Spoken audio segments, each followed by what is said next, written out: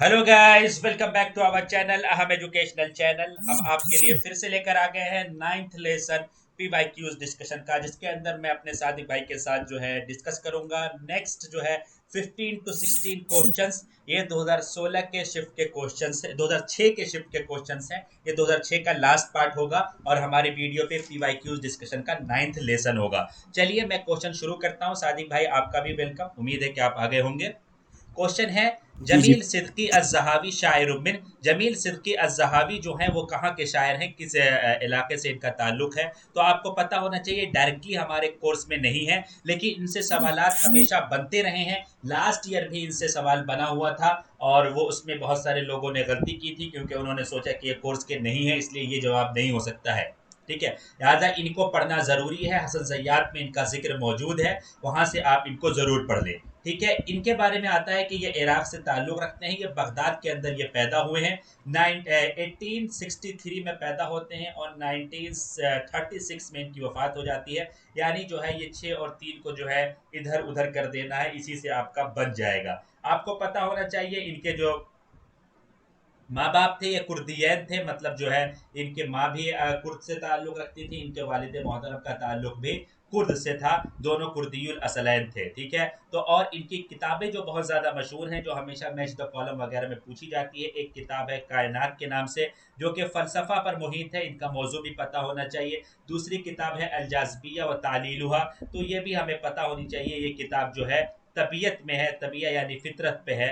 ठीक है, यानी नेचर पे ये किताब है, तो ये भी हमें पता होना चाहिए। सादिक भाई, आप मुझे थोड़ी सी चीज़ें और इनके बारे में बता दें, इनको लैंग्वेज कौन सी आती थी, ईटीसी। जी, बिल्कुल। जैसे हम बात में इनके ताल्लुक से एक लैंग्वेज वाला क्वेश्चन पूछा जाता है, तो इसको कुछ मैंने इस तरीके से याद किया था, कफ़ ताउन इल्लल फ़रंसिया, ठीक है? काफ, फ़ा, ता, आइन इस तरीके से रिलेट करिए। तो काफ से यानी कुर्दी लैंग्वेज, फ़ा से यानी फ़ारसी लैंग्वेज, ता से यानी तुर्की लैंग्वेज, आइन से यानी अरबी लैंग्वेज। तो यानी इनको ये 4 लैंग्वेज आती थी, इसके अलावा इनको कोई लैंग्वेज नहीं आती थी। मैंने इल्लल फ़रंसिया मैंने एक्सपेक्ट करते हुए यानी फ़रंसी को छोड़ दो, बाकी इन चारों को ले लो। तो यानी इन चारों के अलावा आपसे चाहे अंग्रेज़ी पूछे, फ़रंसी पूछे, तो आप उसको ऐसे ही एलिमिनेट कर सकते हैं। तो इनका मुकम्मल नाम भी आप लोगों से पूछा जा सकता है, तो जमील सदक़ी बिन मोहम्मद फ़ैज़ी अज़्ज़हावी, जो कि इनका इस्मुल कामिल है, जमील सदक़ी बिन मोहम्मद फ़ैज़ी अज़्ज़हावी। और इसी तरीके से इनका जो एक पहला दीवान, सबसे पहला दीवान इनका अल कलिमुल मंज़ूम के नाम से जो कि शाये हुआ है। और इनका एक कसीदा है अल जहल वल इल्म के नाम से, ठीक है? जिसको हसन ज़य्यात ने अपनी किताब में इसका तज़किरा किया है। अल जहल वल इल्म के उन्वान से इनका एक कसीदा है। और इसी तरीके से इनके एक मलाहिम भी हैं, सौरा फ़िल जहीम के नाम से। तौरा फ़िल जहीम के नाम से ये इनका एक मिलहमा है। जी, जैसे सौ। हमें मालूम है कि जैसे कि नजीब महफूज का एक किस्सा है अल फजरुल काजिब, ठीक है? लेकिन इनकी जो किताब है अल फजरुस सादिक, इनकी एक किताब है अल फजरुस सादिक व शजरात के नाम से, ठीक है? अल फजरुस सादिक व शजरात के नाम से इनकी एक किताब है। नजीब महफूज का क्या है किस्सा, वो काजिब है। और जमील सदकी, तो यहाँ पर सदकी भी इनकी किताब के अंदर है और इनकी किताब का नाम क्या, सादिक है। अल फजरुस सादिक व शजरात है।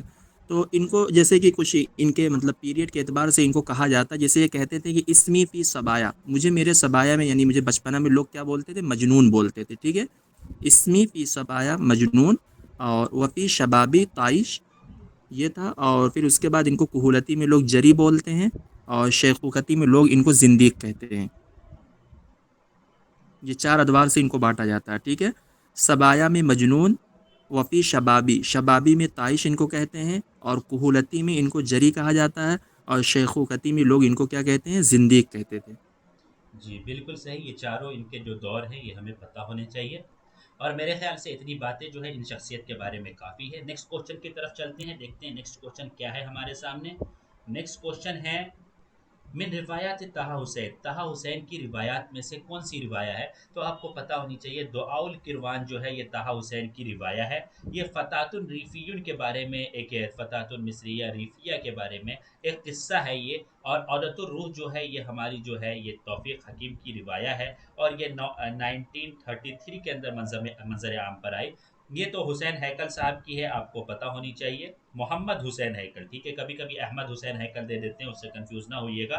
मोहम्मद हुसैन हैकल 1913 या 14 के अंदर मंजर आम पर आई, जब ये और इन्होंने इसको लिखा था मिस्र के अंदर। सलवा फी महाबिर, ये महमूद तैमूर की रिवाया है। ठीक है, ये जो है इसमें जो है फतात, एक फतात जो होती है, एक उस्तुकरातिया ख़ानदान होता है, इन दोनों का मिलन होता है। और फतात की जो परवरिश हुई होती है वो एक मतलब बिगड़े हुए माहौल में, ऐसे माँ बाप से जिनका तलाक हो चुका होता है, माँ कहीं रहती है, बाप कहीं रहता है, और इसकी परवरिश जो होती है डारा के अंडर में होती है। फिर इसकी दोस्ती होती है एक फतात उस्तुकरातिया से, फिर इनकी शादी वगैरह होती है। बहुत सारे मतलब किस्सा बहुत तवील है और बहुत इंटरेस्टिंग किस्सा है, और बहुत सारे कॉलेजेस में ये कोर्स में भी है। तो ये किस्सा जो है हमें अगर कभी टाइम मिले तो दिल करे तो ज़रूर पढ़िएगा, सर्वाफी महाबीरी बहुत बढ़िया किस्सा है। दुआउल किरवान ये भी मेरे ख्याल से 1933 में ही आई। सादिक भाई इसके अलावा कोई है कोई कोई बात है इस रिवाया के बारे में? जी अहमद भाई, जैसे कि ये रिवाया 1933 में आई है, तो ये उदतुर रूह भी आई है। तो मैं ये कहना चाहूँगा, उदतुर रूह जो है ये तौफीक अल हकीम की जो ये रिवाया है, जो 1919 का सौरा हुआ था मिस्र के अंदर, जिसके लीडर साद सगलूल थे। तो तौफीक अल हकीम के उस सौरे में शिरकत भी थी और उनको उस वजह से कैद भी किया गया था। तो उन्होंने अपनी रिवाया उदतुर रूह को उसी सौरे के ऊपर लिखा है, ठीक है। यानी हम कह सकते हैं इनकी जो उदतुर रूह 1919 के जी, 1919 के सौरे के है, ठीक है। ताल्लुक से और ये ये सौरा रिवाया है। किस लिए हुआ? साद सगलूल ये सौरा, जी, जैसे कहते हैं ना कि अंग्रेजों को भगाने के लिए, तो जैसे कि अंग्रेज, जैसे कुछ लोग कहते हैं कि मिस्र अंग्रेज 23 में हुआ, तो अंग्रेज 1922 में, यानी आधे से ज्यादा अंग्रेज चले गए थे। और मुकम्मल तौर पर अंग्रेजों ने मिस्र को छोड़ा था 1952 में, जबकि मिस्र की जब आज़ादी थी 1953 में हुई है। तो ये बात होती है। तो सलवा फी मुहिब्बिर रही, अगर इससे हमें ये पूछ लिया जाए कि क्या ये आपका जो किस्सा है, मतलब ये किस्सा तवीला है महमूद तैमूर का, जिनको हम लोग रिवाया भी कहते हैं, जैसे पूछ लिया जाए क्या ये किस्सा मतलब तहलीलिया है या किस्सा ख्यालिया है, तो इसको किस्सा तहलीलिया बोलेंगे। और नजी महमूद तैमूर का एक और किस्सा है कलियो बात्रा पी खानिल खलीली, इसको हम लोग क्या बोलेंगे? किस्सा ख्यालिया बोलेंगे, ठीक है। इसको किस्सा ख्यालिया बोलेंगे, कल्युबात्रा फ़ी खानिल खलीली को। तो यहाँ पर खानुल खलीली खा खा है, तो ये ख्यालिया हो जाएगा। और सलवा फ़ी मुहिब्बिर रिह जो है, इसके अंदर हा है, तो ये आपका तहलीलिया हो जाएगा। बिल्कुल सही, बिल्कुल सही। मेरे ख्याल से बहुत इंपॉर्टेंट पॉइंट्स आ चुके हैं। अब नेक्स्ट क्वेश्चन की तरफ चलते हैं, देखते हैं नेक्स्ट क्वेश्चन में क्या है। नेक्स्ट क्वेश्चन है अल विसाता बैन अल मुतनब्बी व खुसूमी, ये किताब किसकी है? तो आपको पता होनी चाहिए। ये किताब जो है हसन बिन बिशर आमदी की नहीं है, खुदामा बिन जाफ़र की भी नहीं, इब्न तबातबा की। किताब जो है अल काज़ी अल जुरजानी की है। हमारे कोर्स में एक है अब्दुल काहिर अल जुरजानी, ये दूसरे हैं। ये अल काज़ी जुरजानी नहीं है, बल्कि ये अब्दुल काहिर अल जुरजानी ने ये वाली किताब जो है इनसे पढ़ी थी। ठीक है, अल काजी अल जुरजानी से काजी अब्दुल्ला अल जुरजानी इनको कहा जाता है। ठीक है, और उसके अलावा जो यहाँ पे दिख रहा है इब्न तबातबा, इनकी किताब है किताबुस सिनाअतैन। और जो पूछा जाता है कि सिनाअतैन से मुराद क्या है, तो सिनाअतैन से मुराद अन्नस्र व शेर है, ये हमें पता होनी चाहिए। जी सादिक भाई, इसके अलावा कोई इसमें पॉइंट है आपकी नज़र में? नहीं नहीं, हम्माद भाई आपने बता ही दिया तकरीबन, ये सही है। इस क्वेश्चन के ताल्लुक से बहुत है, काफ़ी है, जी, इतना आगे बाकी चलें। जो शख्सियात हैं उनसे हम उन पर हम गुफ्तगू कर चुके हैं पिछली वीडियो में भी, और अगर इन पे ख़ास सवाल आएगा तो हम वहाँ भी ज़रूर गुफ्तगू करेंगे। खुदामा बिन जाफ़र मिनल असर, खुदामा बिन जाफ़र का ताल्लुक किस असर से है? तो आपको पता होना चाहिए खुदामा बिन जाफ़र का ताल्लुक जो है असर अब्बासी से है। इनकी वफ़ात कब होती है? 337 हिजरी में वफ़ात होती है। और पैदाइश अगर देखी जाए तो पैदाइश के ताल्लुक से दो कौल आपको याद रखना पड़ेगा, 275 और 259। ठीक है, ये दोनों कौल आप अपनी जहन में रखें। अगर हम देखना चाहें कि असर अब्बासी के किस दौर में इनकी पैदाइश हुई है, तो असर अब्बासी असानी के अंदर पैदाइश हुई, क्योंकि असर अब्बासी सानी की शुरुआत जो होती है वो 232 से होती है, जब मुतवक्किल जो है अर्श पर बैठते हैं 232 हिजरी के अंदर, 232 247।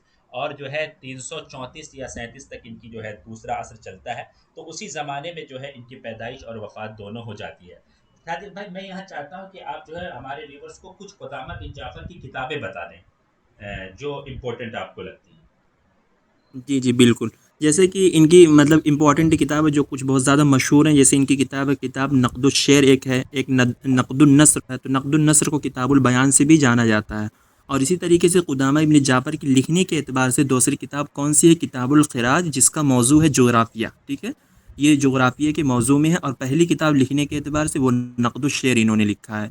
और इनकी इसी तरीके से एक किताब है जवाहिरुल अल्फाज। तो जवाहिरुल अल्फाज जो किताब है, किताब का नाम है अल्फाज के जवाहिर। तो यानी हम कह सकते हैं कि ये किताब जो कि आपकी मौसीकी के ज़ौक़ के ऊपर ये किताब लिखी गई है, ठीक है, जवाहिरुल अल्फाज जो है।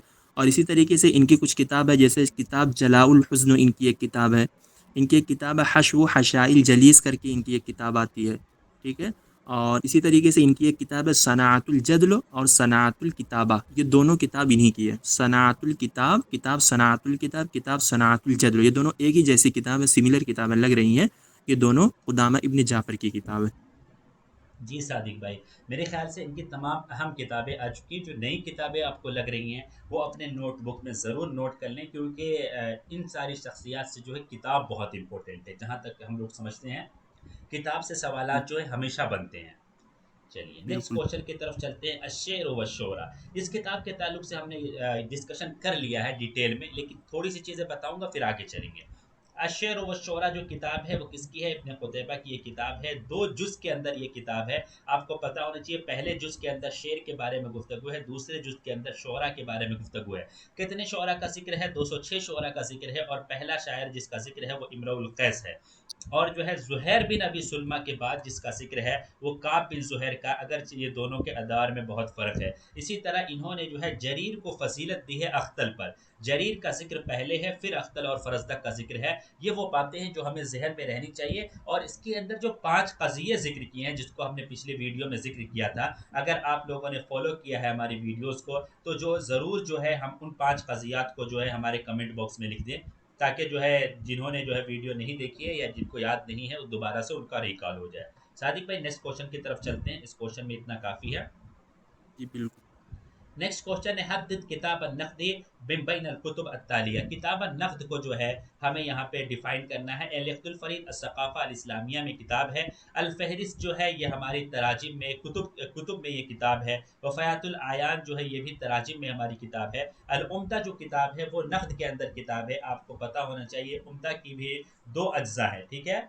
उम्दा के भी दो अज्जा हैं। पहले जुज के अंदर इन्होंने शेर का जिक्र किया है, दूसरे जुज के अंदर बलागा वगैरह का जिक्र किया है। तो ये हमें पता होना चाहिए। और जो अगर देखा जाए तो 59 अबवाब जो है शेर के ताल्लुक से हैं, 39 अबवाब जो है बलागा के ताल्लुक से है, और बाकी 160 में जितने बाकी बचे अबवाब हैं वो जो है सरक़ातुश्शरिया और बाकी दूसरे उलूम व फ़नून के ताल्लुक से है।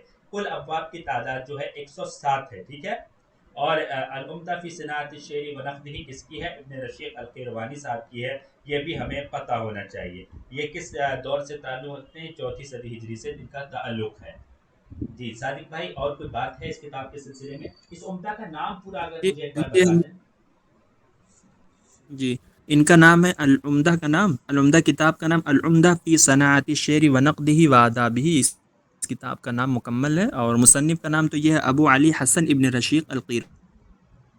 फ़ी सनाअत शेरी। अल उम्दा फ़ी मारिफ़ति शेर भी कहते हैं, और इसका नाम फ़ी सनाअति शेरी व नक़दिही व आदाबिही इस किताब का नाम है। हम्माद भाई, मुझे अल फ़हरिस्त के ताल्लुक से जो मुझे एक न्यू पॉइंट मिला वो मैं ये बताना चाहता हूँ। जैसे अल फ़हरिस्त के ताल्लुक से एक तो हमें अगर इसका मौजू पूछ लिया जाए तो हम कह सकते हैं फ़हरिस्त यानी इसके अंदर बिब्लियोग्राफ़ी है, ठीक है। इसका मौजू जो है तराजिम भी बोल सकते हैं, बिब्लियोग्राफ़ी भी बोल सकते हैं। और इसी किताब के बारे में कहा जाता है कि यही किताब तसनीफ़ देवुल उशरी की एक बुनियाद बनी थी। तसनीफ़ देवुल उशरी उसको बोलते हैं, जैसे कि अगर एग्जांपल के तौर पर जो हमारी डिजिटल लाइब्रेरीज़ होती हैं, बड़ी-बड़ी जो लाइब्रेरियाँ होती हैं, तो उसके अंदर देवुल उशरी में ये मतलब जो किताबों का जो नंबर होता है वो कहते हैं डेसिमल बेस में उसका नंबर होता है। एग्जांपल के तौर पर जैसे अगर आपको अदब की किताब देखनी है, लिटरेचर की किताब देखनी है, तो आप मतलब कैसे उस लाइब्रेरी में अपनी किताब को मतलब आप खोज पाएँगे कि यहाँ पर लिटरेचर की किताब रखी हुई है। तो देवुल उशरी उसी को बोलते हैं जिसके अंदर हर किताब, हर फ़न का एक नंबर दिया जाता है।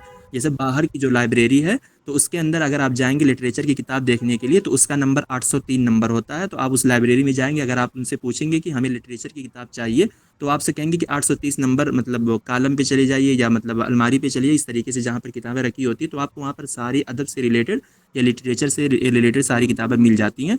तो देवुल उशरी उसी को बोलते हैं। जैसे अल फ़हरिस्त को ही कहा जाता है। हमसे हो सकता है क्वेश्चन पूछ लिया जाए कि वो कौन सी किताब है जो देवुल उशरी के लिए एक वो बुनियाद बनी है। तो तसनीफ़ देवुल उशरी की बुनियाद अल फ़हरिस्त को ही कहा जाता है। जैसे बिल्कुल। बड़ी-बड़ी जो लाइब्रेरी होती है उसके अंदर हर किताबों का या हर फ़न का एक नंबर दिया जाता है कि इस फ़न मतलब जैसे उसूल फ़िक़्ह का उसका कोई अलग नंबर दिया जाएगा, लिटरेचर की किताब उसका कोई अदब अलग नंबर दिया जाएगा, अदब है तो उसका कोई अलग नंबर दिया जाएगा। इस तरीके से सब नंबरों में तक़सीम होते हैं। जी बिल्कुल सही। कल ही मैं जामिया की लाइब्रेरी में था, तो वहाँ पे मैंने आपको फ़ोटो भी भेजा था, वहाँ पे देखे होंगे आप, उसमें नंबर भी था। जी, तो इस जी, तरह की उसके अंदर नंबरिंग नंबर। होती है पूरी लाइब्रेरी की। जी, चलिए नेक्स्ट क्वेश्चन जो है अन्नख्तुल मनहजी इंदल अरब, ये किताब जो है किसकी है? ये हमें पता होनी चाहिए। किताब जो है मोहम्मद मंदूर साहब की किताब है। लेकिन इस किताब के ताल्लुक से ये जो है कि ये जो है किताब असल में जो है ये उनका जो दुक्तूरा का रिसाला है, रिसालतुल दुक्तूरा जो है, जो उन्होंने कब किया था? उन्होंने किया था 1943 के अंदर, 43 के अंदर। और इसके इनके अमीन कौन थे? इनके अमीन जो है अहमद अमीन थे। इनके सुपरवाइज़र जो थे अहमद अमीन थे। तहा हुसैन ने इनके सुपरवाइजरी से इनकार कर दिया था, तो अहमद अमीन इनके सुपरवाइज़र थे। इस किताब का नाम कुछ और था। जब इन्होंने मकाला लिखा तो उसका नाम कुछ और था। सादिक भाई, उसका नाम क्या था? जी जी, उसका पहले मौजूद था तियारुन नक़दुल अरबी फिल क़र्निर राबि अल हिजरी। तो यानी राबि अल हिजरी से रिलेटेड जो मतलब नक़द के आलाम वगैरह थे, जो फिर जो नक़द के मनहज वगैरह थे, वो उसी के अंदर मतलब उसी से रिलेटेड ये किताब है, तियारुन नक़दुल अरबी फिल क़र्निर राबि अल हिजरी। लेकिन ये बाद में जो दुक्तूरा पब्लिश किया गया तो अन नक़दुल मिनहजी इंदल अरब के नाम से ये दुक्तूरा पब्लिश किया गया। जी अम्माद भाई, इनके ताल्लुक से तो एक ये भी आता है कि ये 6 किलोमीटर मतलब वो गधे पर सवार होकर जाया करते, जो बैलगाड़ी होती है पढ़ने के लिए। जैसे हमारे एलिया अबू माजी के ताल्लुक से ये क्वेश्चन आया था कि वो 2 मील की मसाफत तय करके वो पैदल जाते थे पढ़ने के लिए, जब वो उनकी उम्र 7 साल की थी। तो ये 6 किलोमीटर मतलब इनके अब्बू इनको बैलगाड़ी से लेकर जाया करते थे पढ़ने के लिए। जी, और एक नाम मैं और जोड़ूंगा। तौफीक हकीम साहब को जो है उनके वालिद मोहतरम ने एक कार्ट खरीद के दिया था। कार्ट कहते हैं बैलगाड़ी, मतलब जिसमें जी घोड़ा गाड़ी। ठीक है। जी घोड़ा गाड़ी, उसको इसी वजह से उन्होंने एक वो भी लिखा है मकाला, आपको पता होगा, हिमारून कालली। ठीक है। जी जी इसी जो है उसी घोड़ा गाड़ी की तरफ उन्होंने निस्बत करके लिखा है कि मैं उस घोड़ा गाड़ी पे जाता था। तो ये वो सारी चीज़ें जो है, इस तरह की चीज़ें उन्होंने बयान की। इसके अंदर मकालात है, ये कोई रिवाया या वो नहीं है, मसरहिया नहीं है। ठीक है। जी चलिए, जी चलिए नेक्स्ट क्वेश्चन की तरफ चलते हैं। मन हुआ मुअस्सिस राब्ता कलमिया? ये सवाल काफ़ी बार घूम घूम के आता रहता है। तो राब्ता कलमिया के मुअस्सिस तो हमारे जुबरान खलील जुबरान हैं। राब्ता कलमिया की तासीस जो है 1920 के अंदर हुई है। 1931 के अंदर ये ख़त्म हो गया है जुबरान खलील जुबरान के मरने से और तो मिखाइल नोएमा के वापस आने से। बाज़ जगहों पे जो है 1932 भी आपको दिखेगा। तो जो है आप अपने हिसाब से लगा सकते हैं। और इस राब्ते की जो है बुनियाद पढ़ने का फ़िक्रा जो कायम हुआ वो 1916 के अंदर। फ़िक्रे की शुरुआत जो होती है वो 1916 के अंदर होती है। क़याम जो होता है 1920 के अंदर होता है। उसके 11 से 12 साल बाद जो है ये ख़त्म हो जाता है। और जो मिखाइल नोएमा है, यहाँ पे इनको अमीनुसिर या सेक्रेटेरियर भी कह सकते हैं, जो राब्ता कलमिया के। मुस्तफ़ा सादिक अर्राफ़ी का ताल्लुक इन सब चीज़ों से नहीं था। रशीद सलीम खोरी जो है रईस उस्सानी रईस अस्सानी जो थे उसबा अंदलूसिया के, जो कि राब्ता कलमिया के ख़त्म होने के बाद जुनूब के अंदर उसबा अंदलूसिया की शुरुआत होती है 1933 के अंदर। उसके पहले रईस होते हैं मिशाल मालूफ, दूसरे रईस होते हैं रशीद सलीम खोरी। दूसरे रईस जो रशीद सलीम खोरी है वो 1938 से 1958 तक रहते हैं। बाद जगहों पे एक सवाल जो बार बार घूम के टेलीग्राम वगैरह पे आता है, तो वहाँ पे सवाल से कुछ ऐसा लगता है कि 1958 में रईस बने। तो ऐसा नहीं है, ये 1938 के अंदर रईस बने थे और 1958 तक रईस थे। 1958 में वो वापस आ गए थे। 3 साल जो थे वो हमारे जो है उसके अंदर थे, जिसमें सूर्या और मिस्र जो है एक साथ था। उसके बाद जब फिर से अलग हो गया तो बाकी 23 साल जो है उस मामले में रहे, अपने मुल्क में रहे। तो इस तरह जो है यहाँ पे पता होना चाहिए 1958 तक तकरीबन जो है 20 साल के अरसे तक उसका अंदलूसिया की ये रईस रहे। चलिए नेक्स्ट क्वेश्चन की तरफ चलते हैं। फिल अदब अल जाहिली मिन तालीफ है। फिल अदब जाहिली किसकी तालीफ है? फिल अदब जाहिली आपको पता होनी चाहिए, ताहा हुसैन की तालीफ है। अदब के नाम से जो किताब छपी है वो 1927 में छपी है। और फिशेर के नाम से, फिशेर अल जाहिली के नाम से जो किताब छपी है वो 1926 के अंदर छपी है। ये किताब अगर कहा जाए तो मुहाज़रात का मजमुआ है, जो उन्होंने अलजामिया अलमिसरिया के अंदर दिया था। लेकिन इस किताब के बाद, जो छपने के बाद, बहुत ज़्यादा बवाल हो गया, बहुत ज़्यादा इख्तिलाफ़ात हो गए लोगों के दरमियान, यहाँ तक कि पार्लियामेंट तक में बहुत ज़्यादा हंगामा हुआ वहाँ के मिस्र के। और वहाँ पे बहुत बार कार्रवाइयाँ ठप हुई।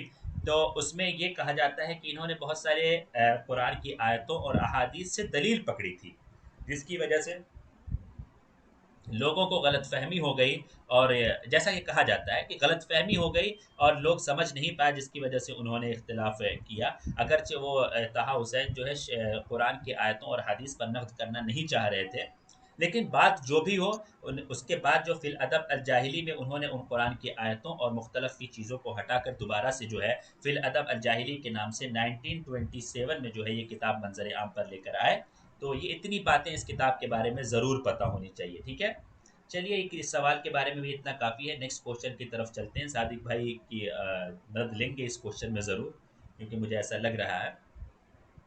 जायज़तुन नोबल जो है कब मिला इनको, जायज़तुन नोबल किनको मिला? तो पता होना चाहिए, हमारे अरबी अदब में जायज़तुन नोबल का इनाम सिर्फ एक शख्सियत ने पाया है, नजीब महफूज साहब ने पाया है। कब पाया है? 1988 में पाया है। और इसी साल इनको जो है कलादतुन नील के इनाम से भी नवाजा गया है, कलादतुन नील के इनाम से भी। अगर ये कहा जाए कि जायज़तुन नोबल क्यों मिला, तो औलाद हारतीना उनकी एक किताब है, उसकी वजह से मिला। औलाद हारतीना जो कि रमजिया में है, ये किताब है, उसकी वजह से मिला। ये जो है असल वजह है। लेकिन इस नोबेल पाने में जो ज़रूरी नहीं है एक ही किताब का योगदान हो। एक किताब बुनियाद पड़ती है नज़र को खींचने के लिए अपनी तरफ, लेकिन इसमें कई सारी किताबें जो है इनका साथ दिया, जिसमें सुलासितुल काहिरा का भी बड़ा हाथ कहा जाता है इसे नोबेल प्राइज़ को पाने में, जिसमें बैनुल कसरैन सुक्करिया और कसरुल शौक जो है, इनके 3 रिवाया है। उन तीनों रिवाया और औलादो हारतीना की वजह से मिला। लेकिन अगर आपसे पूछा जाए किसी एक रिवाया को चुनना हो, तो हम औलादो हारतीना ही चूज़ करेंगे। ठीक है? और सादिक भाई 1988 में और कुछ हुआ क्या इनके साथ? जी हम्माद भी, जैसे 1988 में इनको एक एक और अवार्ड दिया गया था, कलादतुन्नील अल-उज़्मा का इनको अवार्ड दिया गया। फिर 1988 में इनकी एक रिवाया भी है कश्तमर नाम से, और इनका एक किस्सा भी है 1988 में अल-फजरुल काज़िब के उन्वान से।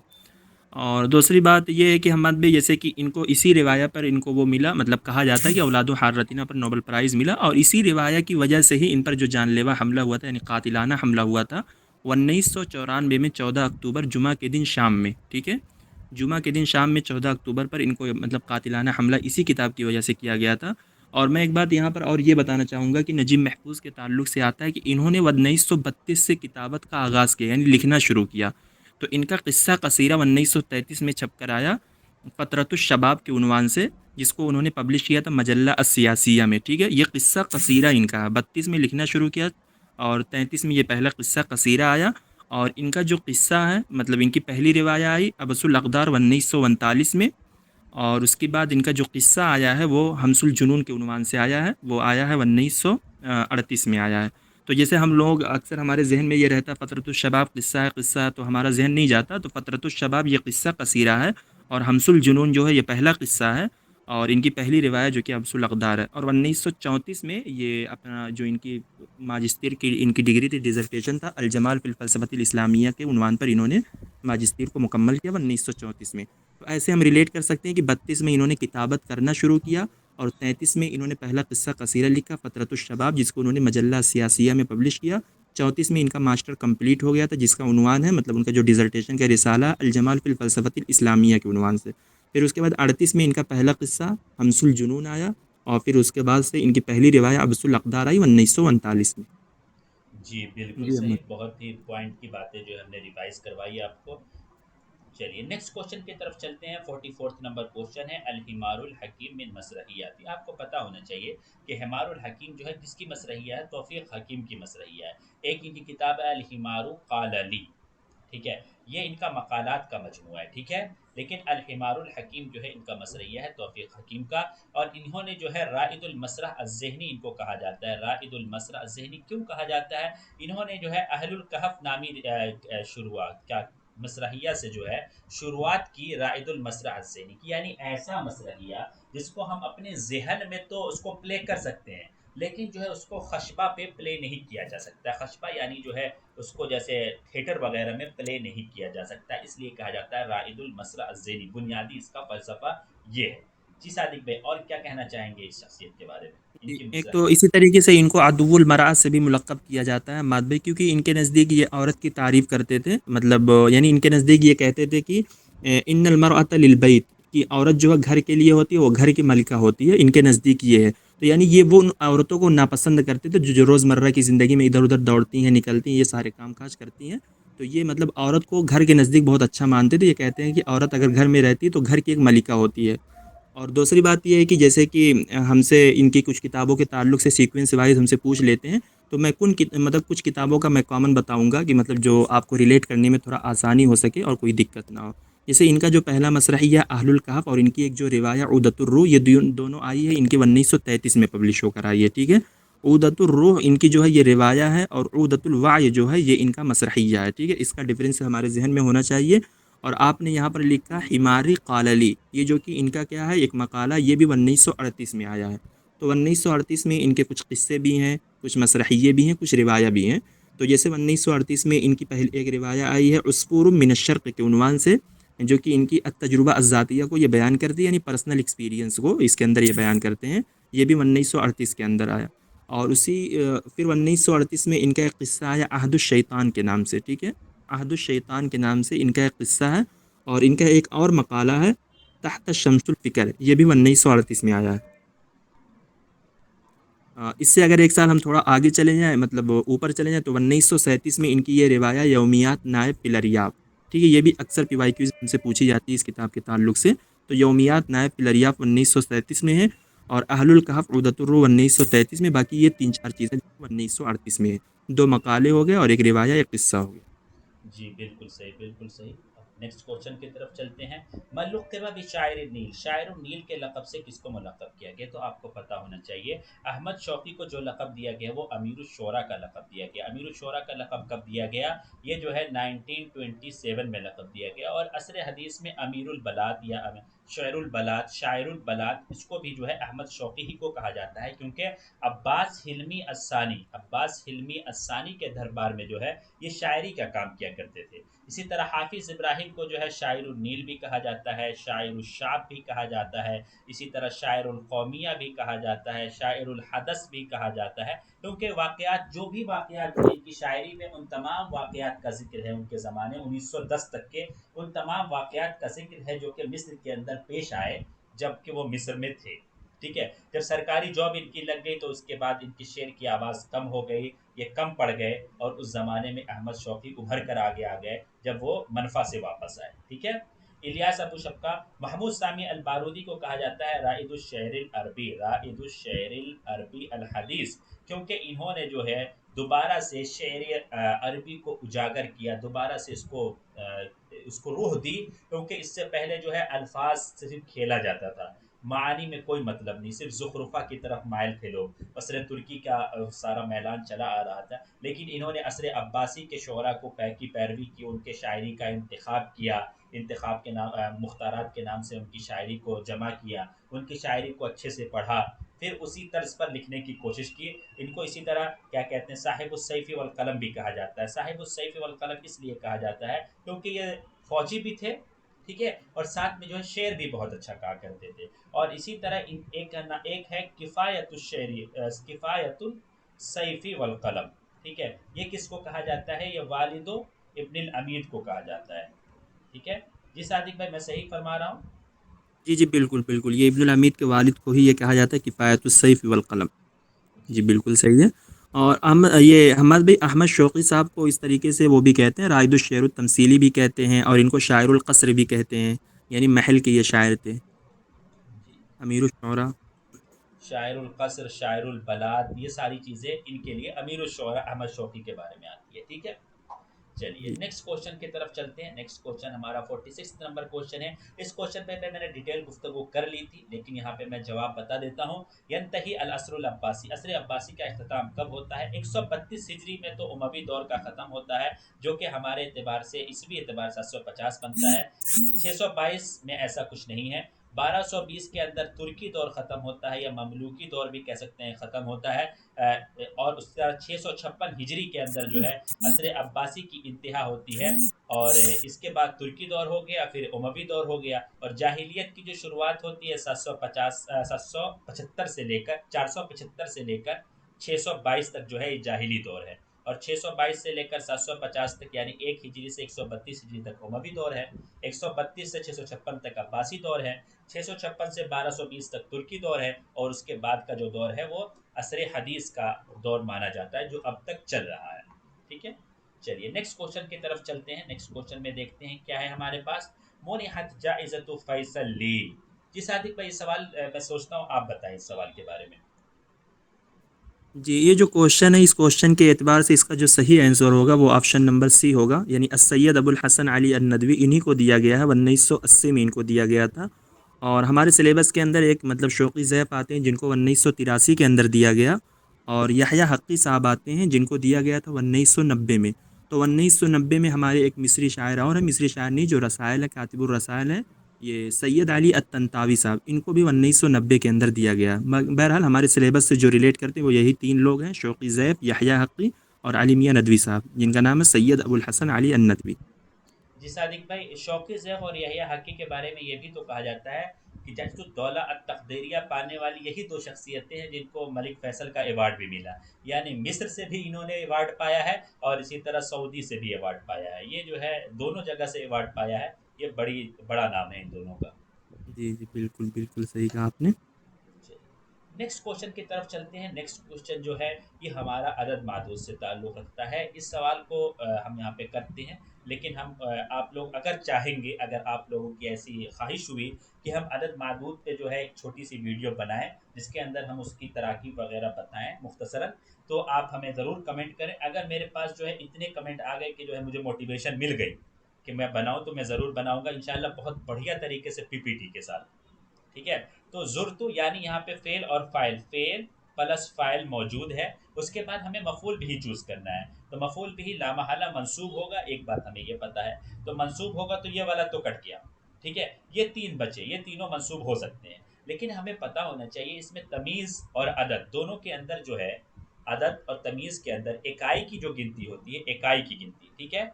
और जो तमीज होता है वो दोनों मुजक्कर और मुअन्नस होने में मुखालिफ होते हैं। तो सलासा और दौला ये दोनों मुखालिफ नहीं है, दोनों मुअन्नस है, इसलिए ये कट गया। सलासन और दौलतन ये दोनों अलग अलग हैं, ये हो सकते हैं।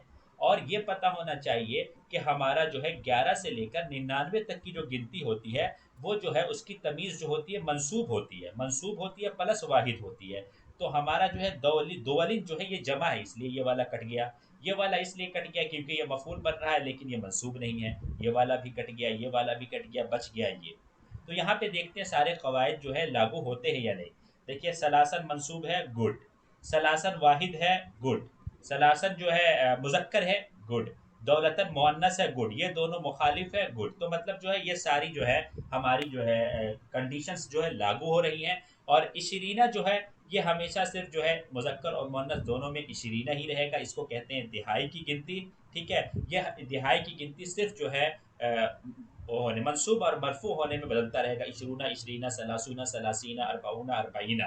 लेकिन मुजक्कर मुअन्नस होने से कोई फ़र्क नहीं इसको पड़ता है। तो यहाँ पे मंसूब है इसलिए इशरीना है। जी क्या कहते हैं सादिक भाई? मेरे जी, ख्याल जी, से हम हमारे मानते व्यूवर्स हैं। को समझ में आ गया होगा। जी, बिल्कुल, बिल्कुल आ गया होगा और बहुत ही अच्छे से आपने इसको बताया है। चलिए नेक्स्ट क्वेश्चन की तरफ चलते हैं। सेकंड लास्ट क्वेश्चन है।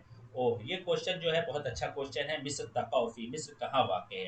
तो मैं यहाँ पे कहना चाहता हूँ, मैं अपने लोगों का शुक्रिया भी अदा करना चाहता हूँ कि हमारे उन्होंने मकामात वाली जो वीडियो है उसको बहुत अच्छे से देखा है और बहुत ज़्यादा प्यार दिया है। उस वीडियो की कामयाबी की वजह से हम बहुत खुश भी हैं कि लोगों को इतना अच्छा लगा और उनको याद हुआ। बहुत सारे कमेंट्स ऐसे आए हैं जिससे पता चला कि उनको याद हो गया है। इससे ज़्यादा खुशी क्या हो सकती है सादिक भाई, कि हमने कोई वीडियो जी, बनाई और लोगों को फ़ायदा हुआ उससे। जी, बिल्कुल सही बात। तो हम ये चाह रहे थे कि 10th यूनिट के ताल्लुक से भी एक वीडियो बनाएं। आप लोगों की क्या राय है कमेंट बॉक्स में ज़रूर बताएं। और उसमें क्या क्या चीज़ें हमें ऐड करनी चाहिए। और निमोनिक्स वगैरह तो हम बनाएंगे ही, लेकिन उसमें ऐड क्या करनी चाहिए वो आपसे मेरी राय है, आप मुझे बताएं, ताकि हम जो है उसी एतबार से अच्छी सी एक वीडियो और बना सकें मकामात की तरह एकदम निमोनिक के साथ। तो मिस्र जो है आपको पता होना चाहिए, मिस्र अफ्रीका के अंदर वाक़ है। जामियतुद्दौल अल अरबिया के अंदर कुल 22 कंट्रीज़ है, 12 जो है एशिया के अंदर है, 10 अफ्रीका के अंदर है। ठीक है। उसमें से जो है मिस्र जो है अफ्रीका के अंदर। मिस्र अफ्रीका के किस हिस्से में वाक़ है? जी, ये शिमाल शर्क अफ्रीका में आता है मिस्र। शिमाल शर्क अफ्रीका के अंदर जो है मिस्र आता है। और इसके जो रईस हैं अब्दुल फत्ताह अस्सीसी हैं। जी, जी, बिल्कुल। और जो है इसका जो उमला है वो जुनै है। सूडान और मिस्र ये दोनों आस पड़ोस में हैं। दोनों को उमला जो है जुनै है।